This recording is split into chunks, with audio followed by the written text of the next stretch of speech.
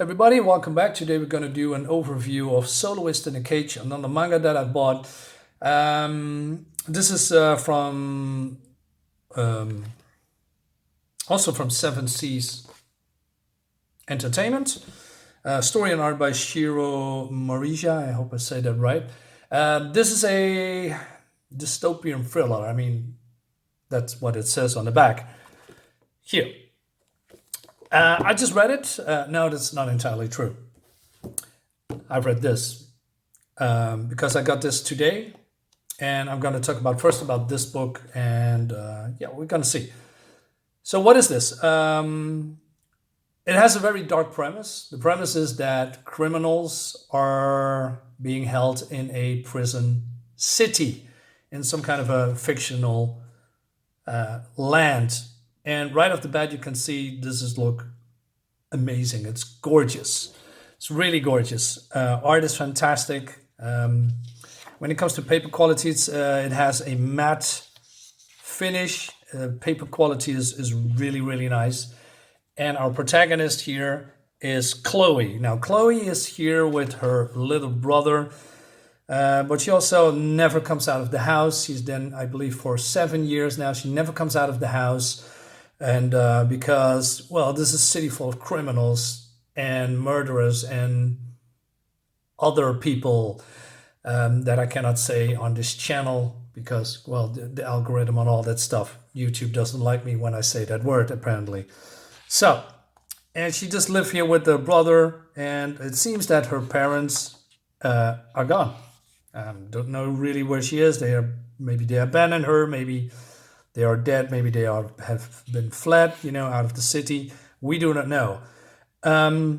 There's a repair going on because, the wall is crumbling down. And there are certain characters that help the warden, well, I'm not sure if it's the government or the police here, fixing the problem. They also are here at the city. There are, criminals, but maybe they are doing this for lighter sentences. I'm not entirely sure. It's not really well explained. The warden here has also robots that patrol the city, and these are called Yes Men. The tone shifts once in a while, and I'm coming back to a little bit later.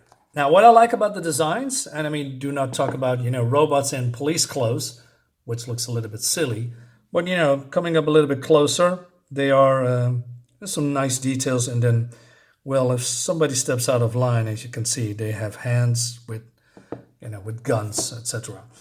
We're getting introduced also to this man. It's called the Demolition Man, Colonel Ross Sandberg, and he is living with these other criminals here, and one of them has a bear suit on. So they gave me a little bit a sense of what the tone is, and I was a little bit confused by that. Again, I'm coming back to that a little bit later, but so it seems that Chloe, living there with the brother alone, and then these criminals doesn't know that she is there. Well, they know they have neighbors, but they don't know who the neighbors are because she doesn't go outside. What I do know is that the colonel always leaves food behind in front of her door. Not sure why he does this. Not sure what this motivation is, because he still doesn't know in this scene here that they have neighbors that are basically kids. And as you can see, Chloe here is, singing and caring for her little brother, and her brother is alive. So it's really important that he is well taken care of. But the criminals here have an escape plan. They need to get out, and they are, working on certain, stuff like, dropping the hammer. The hammer is disappearing, and since there's a snowstorm coming, like a blizzard, the police these robots cannot, see much through it has poor visibility, but they have excellent hearing, right?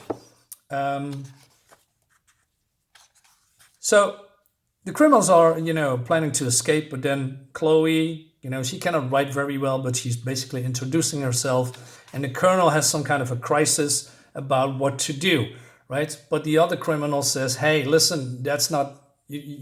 I know what you're thinking, but that's not going to happen. We need to get out here today. This is the only way they can get escape because of the blizzard. Poor side, they never get that chance."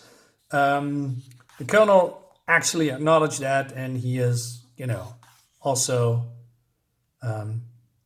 going, but also leaving all, the food behind for Chloe. But it only, it's only for, let's say, a couple of weeks or a couple of months, and then, then what, right? So I'm not sure what happens later, but it seems that the colonel sees that there's someone is tugging on that, cord, this cable, and then he pulls it up and he says it can't be, and it's Chloe and her little brother. So what now happened is a little bit of a dragging. They make a sound, and this is a really cool looking scene. Again, the art, the use of blackness is very well done. It has a nice pacing. I think it's the criticism that with pacing is that it going is a little bit too quick. But I heard that it's only 3 books, and I believe this is now 250 pages.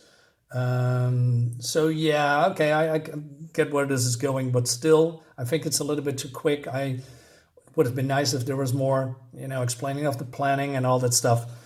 So the robots are firing at Chloe and at the colonel, and it feels this drags a little bit because he could pull this girl up 1,000 times, but we are now, I don't know, 6 pages in, and then he actually now taking control and pulling her up, but not before Chloe loses her brother because she's been shot in the arm, I believe, and her brother is now falling, and not sure what's happened to them.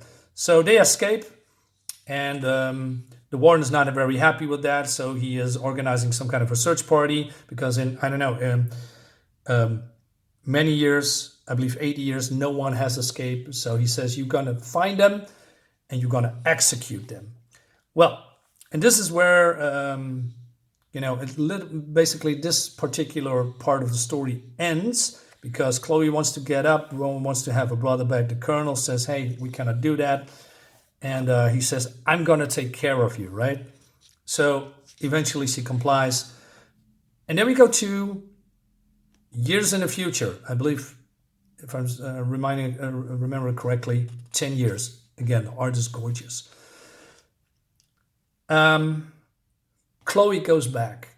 There's other people in here as well, and it seems that you do the slightest bit of crime, you are getting locked up.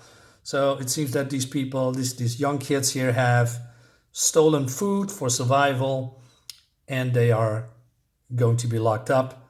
The tone is a little bit shifting because there is some very dark themes in here that is in contrast with what I'm seeing here on this page. Happy, fun.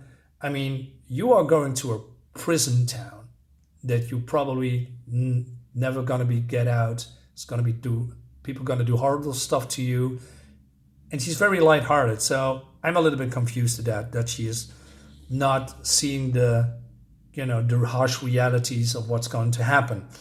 So they open the door. These automatons are leading them to the city through this gate, through these fences.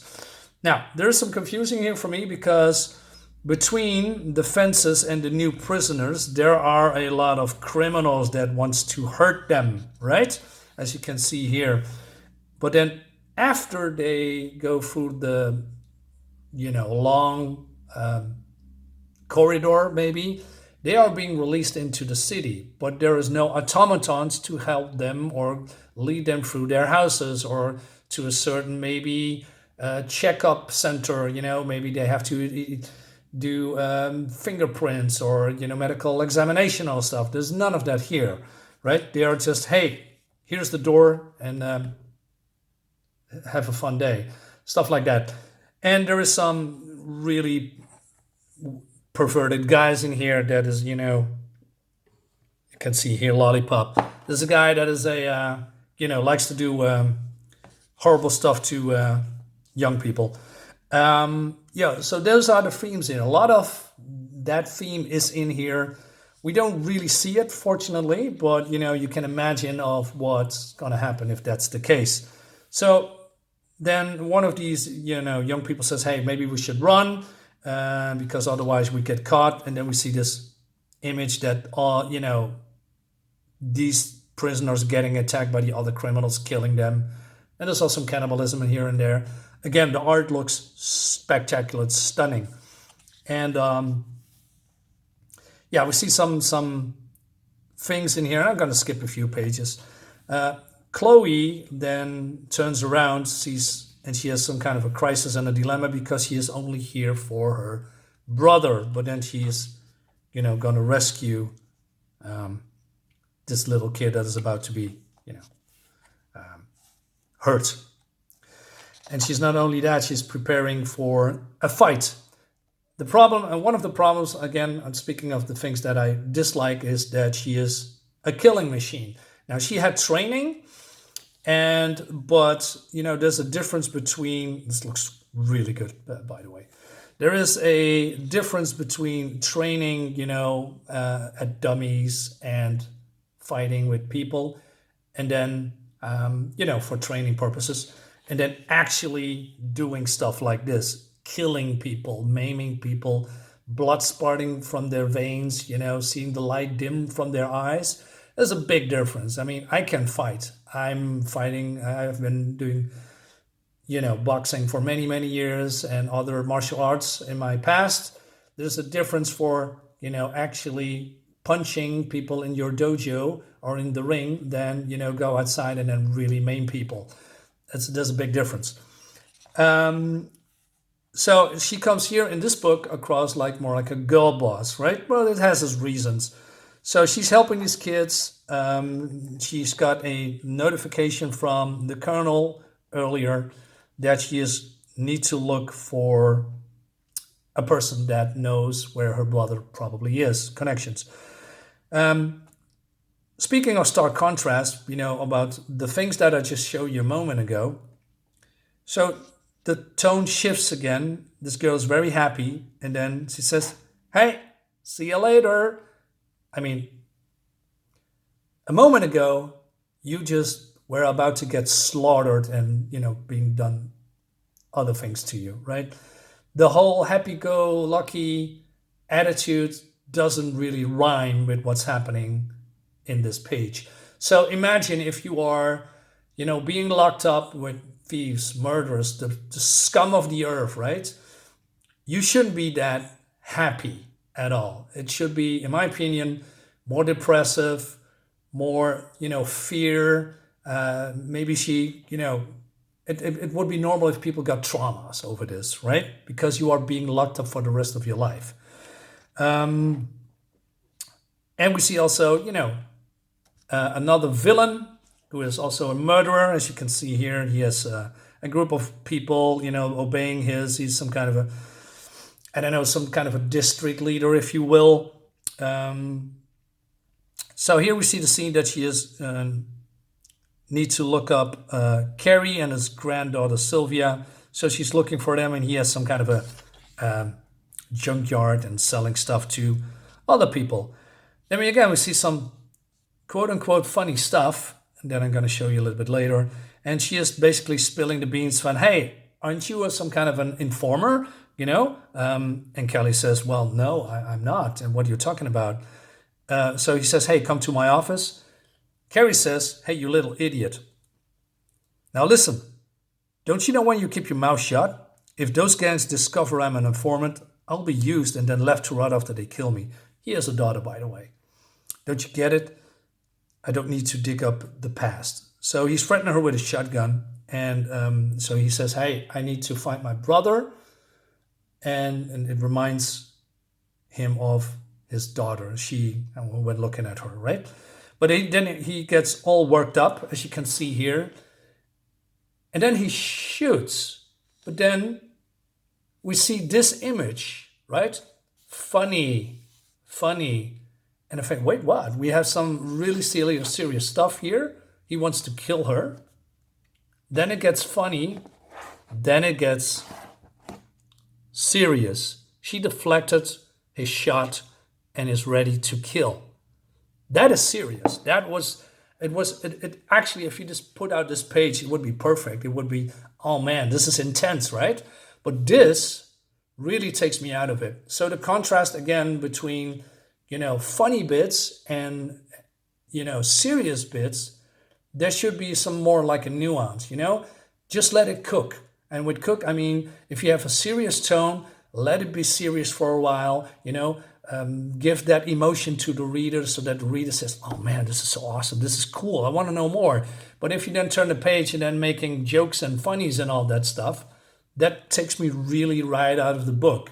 And I think that's a big problem in this book because it happens a lot. That being said, he basically rejects her. He also then, comes around, he helps her, but he needs her help to kill the person that killed his daughter because his daughter had a strong sense of justice. She used information as a weapon to fight against the mafia involved in human trafficking. So it seems that's happening in this criminal town. But then at one point she's been caught and because somebody squealed and nobody knows what happened to her. Apparently she's dead, right? And it's the grief that carries with Carrie, that's the old guy, right? He carries that with him. I like that. There's a lot of things that is very well done. The emotion is really on the page. What I don't like is, this goofy stuff here. And also the artist has also some kind of a fetish with people that has noses with snot on it. Really weird. But then we go back to this very beautiful looking art, and it gives some kind of a sense of she's dancing here. That's the word soloist come into play. Moving on a little bit, I'm going to show you a couple of pages. So in the he sells them a bus, for trafficking, and this guy comes along, and there is stuff happening that is turned really to the dark side. As you can see here a little bit, the art's stunning. And what happens here that she goes into the truck and things are happening, right? Now, skipping a couple of pages here. I don't want to show everything, but let's say it doesn't end well for the people in the bus. But then she also realized that she has again, go find her brother. And there are some hints where she should go, etc. Overall, if I look at stuff like that, I think, oh man, this is so cool. But then, talking about what things took me out of it. Remember those guys with, it's maybe small, but then we have people with bears on their head, right? So I'm not really liking that, but overall, it's actually a good book. I don't like that she's being a girl boss, but I know where she's coming from, but she's doesn't have really any resistance when it comes to fighting a lot of bad guys, right? The people that she's met, they are gonna die, right? Because she's very good with knives, and she can hold her own. So I had some problems with this. Overall, I recommend it, and I thought to myself, I pre-ordered then this volume 2, and I thought to myself, oh man, this is going to be exactly the same. It takes me out of the serious moments that I really wanted to see, because again, if you have a dystopian world where everyone is bleak and dark, I think you should tone down the humor a bit more and focus more on the serious stuff. Luckily, I got this in this book. The shift in tone is very noticeable in this one. I'm not going to go in depth all, but let's say this is a way better book. So the Chloe the murderer is now, not she's being set aside, and now she is Chloe, the girl, Chloe, the sister, Chloe, the human part. We see more a human part of her, and there's a lot of things that is very well done when it comes to tugging on your heartstrings. There's some emotional stuff in here. Spoiler. But let's say there is some dark stuff in here. Well, in the end, there's a cool fight in the end that I really like, and she's confronted with some harsh realities here, but she's trying to do her best. I mean, her being a murderer was my issue in the first volume, has now come to haunt her in the volume 2. I like that. I like the shift in storytelling. I was afraid it was exactly the same with goofy stuff and serious stuff mixed together. That doesn't always work. In my opinion, the goofy stuff should be completely removed from this book or from this, storyline. But hey, it is what it is. Overall, I can wholly recommend Soloist in a Cage. So yeah, guys, this is my overview.